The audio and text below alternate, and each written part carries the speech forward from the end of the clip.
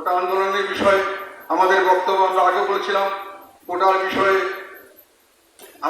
আমার বক্তব্য হলো যে কোটা শুধু অনগ্রসর, যেটা 29 ধারা বলা আছে, যারা অগ্রসর হতে পারে নাই, যারা আমাদের সঙ্গে সমান তালে চলতে পারছে না, বৈষম্যের কারণে কিছু না পিছিয়ে আছে, তাদেরকে সামনে এগিয়ে দেওয়ার জন্য শুধু কোটা করা যেতে পারে অত্যন্ত এবং খুব হিসাব নিকাশ করে।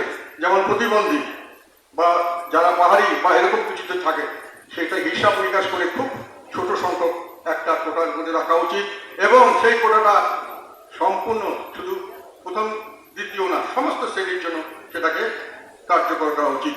আমি মনে করি আমার পক্ষ থেকে আমি মনে করি এটাই সঠিক হবে। এবং আমরা এখন আবার বলতে চাই, আমরা বিচার বিভাগের প্রতি আমাদের আস্থা আছে, আমরা আস্থা রাখবো। তবে মনে রাখতে হবে তাদেরকেও যে আস্থা রাখার জন্য তাদেরকে সেইভাবেই হয়তো কাজ করতে হবে ভবিষ্যতে। আমাদের স্বাভাবিকভাবে দেশের সমস্ত প্রতিষ্ঠানগুলো যেভাবে নষ্ট হয়ে যাচ্ছে, এটা জাতির জন্য কখনোই মঙ্গল বয়ে আনবে না। আমরা সকলেই এর কুফল ভোগ করবো একদিন। বন্ধটা ঠিক কিনা? আমি চাই না।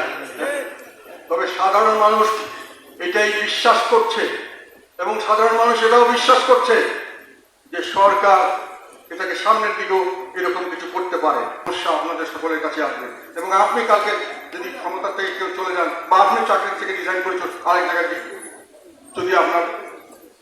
যদি আপনি রিটায়ার করেন, অবসর নেন, তখন এই প্রশ্নই আসবে যে আপনার সন্তানরা হয়তো সঠিক অর্থে রাষ্ট্রের যে নিরাপত্তা, যে রাষ্ট্রের তরফ থেকে যে সাহায্য সহযোগিতা সিটিজেন হিসাবে, সেটা সঠিকভাবে তারা পাবেন।